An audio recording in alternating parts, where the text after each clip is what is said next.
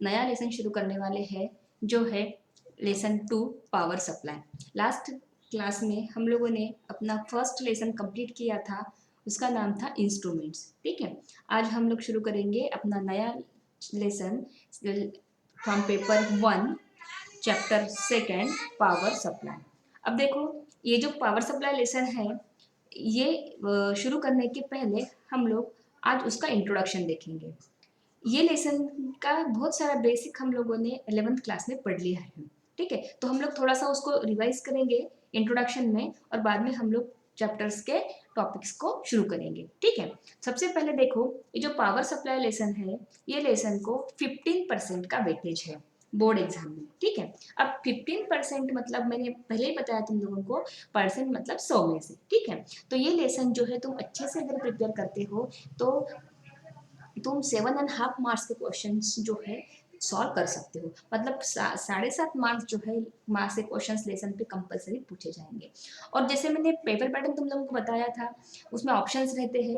तो एक ये लेसन अगर तुम एग्जैक्ट पूरा का पूरा करते हो, अच्छे से करते हो, और ऑप्शंस के क्वेश्चंस अगर तुम लोग सॉल्व करते हो, तो तुम लोग मैक्सिमम 10 मार्क जो है लेसन पे कवर कर सकते हो। और ऑप्शन ऑप्शन के क्वेश्चंस का मतलब क्या होता है कि अगर कोई लेसन जो है तुमने नहीं किया अच्छे से, तुमको उसके आंसर्स याद नहीं आ रहे हैं, और उसको ऑप्शन अगर पावर सप्लाई के क्वेश्चंस रहते हैं, और ये लेसन तुम लोगों ने बहुत अच्छे से किया है, तो तुम लोग उस लेसन के क्वेश्चन की जगह पे इस लेसन के क्वेश्चन जो है सॉल्व कर सकते हो।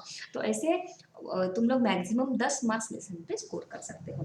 तो आज हम लोग लेसन का इंट्रोडक्शन देखेंगे। ठीक है, अब देखो, ये पावर सप्लाई लेसन जो है, ये वर्ड अपने लिए नया नहीं है। हम लोग 11th से लेके पावर सप्लाई को यूज कर रहे हैं, और तुमको पता ही होगा हमने प्रोजेक्ट भी किया है पावर सप्लाई का ही। ठीक है, तो थोड़ा सा इंट्रोडक्शन देखो क्या होता है। सबसे पहले पावर सप्लाई का मतलब क्या होता है, तो एक ऐसा सोर्स या ऐसा सप्लाई जहां से अपने को पावर मिल रहा है, बराबर है। तो ये जो सप्लाई होता है, पावर के सोर्सेस होते हैं, ये हम लोगों ने 11th में पढ़े हुए हैं। दो टाइप के होते हैं, एक होता है एसी पावर सप्लाई और दूसरा होता है डीसी पावर सप्लाई। ठीक है, पावर सप्लाई का मतलब क्या, कि ऐसे सोर्सेस जहां से सर्किट्स को पावर सप्लाई होता है। ठीक है, तो ऐसे पावर जो है, कोई भी सप्लाई दो तरीके के पावर्स को सप्लाई कर सकता है। एक होता है एसी पावर सप्लाई, दूसरा होता है डीसी पावर सप्लाई। ठीक है, अब एसी पावर सप्लाई के बारे में भी हम लोग 11th में पढ़ चुके हैं, कि जिसका एक बेस्ट एग्जांपल तुमको मैंने बताया था कि एसी मेंस सप्लाई। मतलब क्या, कि जो हम लोग घर में यूज करते हैं वोल्टेज, या जिसको अपन करंट बोलते हो, घर में अपन जो वोल्टेज यूज करते हैं वो एसी टाइप का सप्लाई होता है। ठीक है, और जिसका वोल्टेज फिक्स्ड होता है 230, और उसकी फ्रीक्वेंसी होती है 50 हर्ट्ज इन इंडिया। ठीक है, और एग्जाम्पल्स हम लोगों ने पढ़े हैं कि जहाँ से अपने को एसी वोल्टेज मिलता है, एक अल्टरनेटर होता है, दूसरा होता है ऑसिलेटर। ये डिटेल में हम लोगों ने 11th में पढ़ा हुआ है। अल्टरनेटर का मतलब हम लोगों ने क्या पढ़े, कि एक ऐसी मशीन जो एसी वोल्टेज को जनरेट करती है, और बराबर है। और ऑसिलेटर का मतलब क्या होता है, कि ऐसा डिवाइस जो डीसी वोल्टेज को एसी वोल्टेज में कन्वर्ट करता है। मतलब अल्टरनेटर जनरेटर है, तो ऑसिलेटर क्या है, कन्वर्टर है। ठीक है, ये हो गया एसी के बारे में। अब दूसरा सप्लाई जो हम लोगों ने पढ़ा हुआ है वो है डीसी पावर सप्लाई। ठीक है, अब एसी का फुल फॉर्म तुम लोगों को पता ही है, अल्टरनेटिंग करंट। वैसे ही डीसी कौन सा होता है, डायरेक्ट करंट। ठीक है, अब ये डीसी सप्लाई जो होते हैं, ये डीसी सप्लाई दो तरीके के मार्केट में अवेलेबल होते हैं। एक होता है रेगुलेटेड डीसी पावर सप्लाई, दूसरा होता है अनरेगुलेटेड डीसी पावर सप्लाई। ठीक है, दो तरीके के जो होते हैं डीसी पावर सप्लाई, हम लोग आइडेंटिफाई कैसे करेंगे कि अदर इट इज रेगुलेटेड और अनरेगुलेटेड। तो अगर उस पावर सप्लाई में वोल्टेज रेगुलेटर अगर यूज होता है, तो that power supply is known as regulated DC power supply. और अगर उसमें हम लोग वोल्टेज रेगुलेटर नहीं यूज करते हैं, बोला ना, डीसी सप्लाई जो होता है दो तरीके से बनता है, विथ रेगुलेटर और without regulator. Right, with regulator बनाते हो तो रेगुलेटेड पावर सप्लाई, और विदाउट रेगुलेटर बनाते हो वोल्टेज रेगुलेटर, तो उसको बोलते हैं अनरेगुलेटेड पावर सप्लाई। ठीक है, अब इसके एग्जांपल्स तो हम लोग डे टू डे लाइफ में बहुत बार यूज करते हैं, जैसे कि बैटरी हो गई, सेल जिसको अपन सेल बैटरी हो गई। उसके बाद डीसी जनरेटर हो गया। डीसी जनरेटर क्या होता है, जैसे अल्टरनेटर एसी वोल्टेज जनरेट करता है, DC generator DC voltage generate करेगा। और रेक्टिफायर क्या होता है, ऐसा डिवाइस है जो एसी वोल्टेज को डीसी में कन्वर्ट करता है। ये सारे जो है इधर इसके 3 और इसके 3 एग्जाम्पल्स हम लोगों ने डिटेल में 11th में पढ़े हुए हैं। तो यहाँ पे मैं ज़्यादा डिटेल में तुमको नहीं बताऊंगी, क्योंकि अपने को ये लेसन में इसके आगे का पार्ट पढ़ना है। ठीक है, तो इस तरीके से ये पावर सप्लाई का एक इंट्रोडक्शन हो गया। एसी सप्लाई, डीसी सप्लाई दो टाइप होते हैं। डीसी में regulated, unregulated, with regulator regulated, without regulator unregulated. ठीक है, अब देखो एग्जैक्टली लेसन में अपने को किस टाइप का पावर सप्लाई पढ़ना है, राइट। अब यहाँ पे तो हम लोगों ने ट्री डायग्राम में देखा कि एसी वोल्टेज सप्लाई भी देखा, डीसी वोल्टेज भी देखा, रेगुलेटेड भी देखा, अनरेगुलेटेड भी देखा। तो एग्जैक्टली लेसन में हमको पढ़ना क्या है, राइट। तो लेसन जो है it is dedicated to the regulated power supply, है ना। तो अपने को लेसन में क्या पढ़ना है, रेगुलेटेड पावर सप्लाई पढ़ना है। एक्चुअली उसका पूरा नाम क्या होगा, regulated DC power supply. Lesson का नाम एक्चुअली क्या होना चाहिए था कि डीसी रेगुलेटेड पावर सप्लाई, बराबर है। अब और थोड़ा सा इंट्रोडक्शन में अगर हम डीप में जाएंगे तो तुम लोगों को याद होगा 11th में हम लोगों ने यही पावर सप्लाई जो है वो प्रोजेक्ट में बनाया था, डीसी रेगुलेटेड पावर सप्लाई, जो हम लोगों ने 6 वोल्ट का बनाया था, बराबर है। तो ये सर्किट जब मैं पढ़ाऊंगी तुमको तो तुमको याद आएगा कि हमने ये सारी चीज़ें पढ़ी हुई है और हमने अपने हाथों से ये पावर सप्लाई जो है वो बनाया हुआ है। ठीक है, अब देखो लेसन में क्या है अपने को पढ़ना कि सबसे पहला टॉपिक जो रहेगा वो है ब्लॉक डायग्राम। ठीक है, ब्लॉक डायग्राम क्या रहेंगी, पावर सप्लाई की मेन ब्लॉक डायग्राम। ये ब्लॉक डायग्राम जो है ये ब्लॉक डायग्राम हमको पढ़नी है अपने नेक्स्ट टॉपिक में कि क्या है ये diagram, block diagram of DC regulated power supply.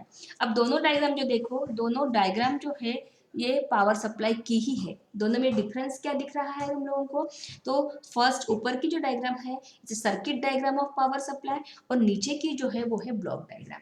अब देखो दोनों में तुमको डिफरेंस क्या समझ में आ रहा है, अगर तुमको किसी ने पूछा कि what is the difference between block diagram and circuit diagram, तो देखो क्लियरली दिख रहा है। ब्लॉक डायग्राम में सिर्फ उसमें कंपोनेंट्स के या डिवाइसेस के नाम रहेंगे ब्लॉक्स में, और सर्किट डायग्राम में क्या होगा, वो कंपोनेंट लगाए रहेंगे, बराबर है। तो ये जो है ब्लॉक डायग्राम ये हम लोग अभी अपने नेक्स्ट क्लास में पढ़ने वाले हैं।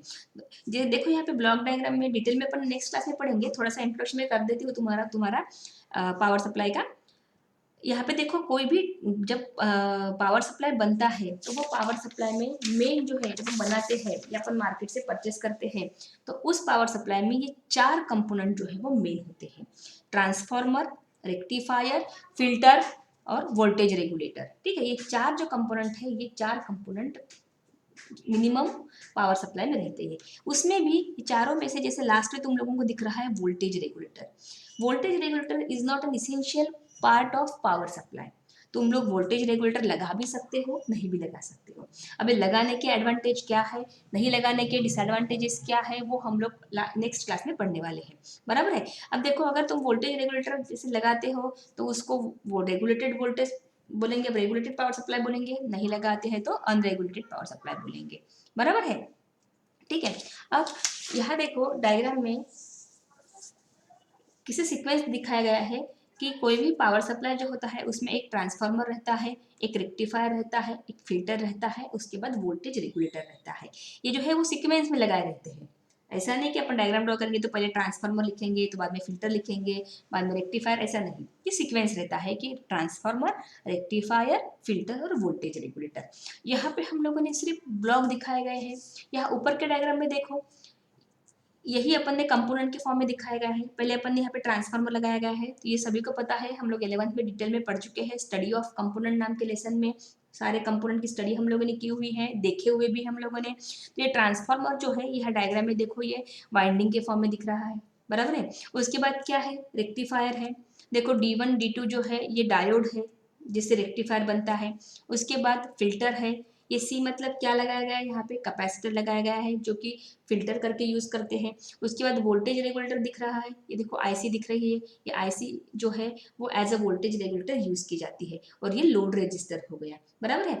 ये हो गई एक बेसिक कंसेप्ट है, basic idea about power supply. ठीक है, अब इसमें हर कंपोनेंट का काम क्या होता है, हर हर कंपोनेंट क्यों लगाया गया है, हर इसका सिग्निफिकेंस क्या होता है, ये हम लोग नेक्स्ट क्लास में पढ़ने वाले हैं। तो आज तुम लोगों को कॉपी में क्या करना है, सबसे पहले second chapter 2 power supply heading डालना है। यहाँ पे साइड में तुमको उसका वेटेज लिखना है 15% weightage, 7.5 marks compulsory, 10 marks with option. उसके बाद ये ट्री डायग्राम जो है ये तुमको सेंड करूंगी मैं। ये ट्री डायग्राम जो है पूरी तुमको कॉपी में ड्रॉ करना है, और ये जो है उसके बाद ये दोनों डायग्राम जो है तुमको कॉपी में ड्रॉ करना है। ठीक है, फिर हम लोग इसको डिटेल में नेक्स्ट क्लास में पढ़ेंगे। ठीक है।